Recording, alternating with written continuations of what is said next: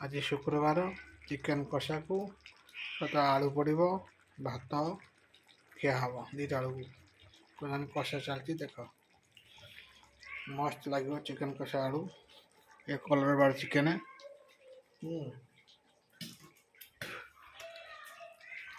बिना बहुत कम oil रोषे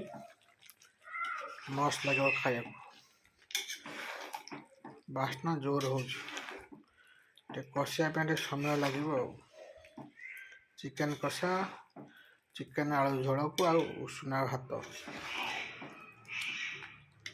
chicken आलू झोल उषुना भात खाली खाया मस्त लगे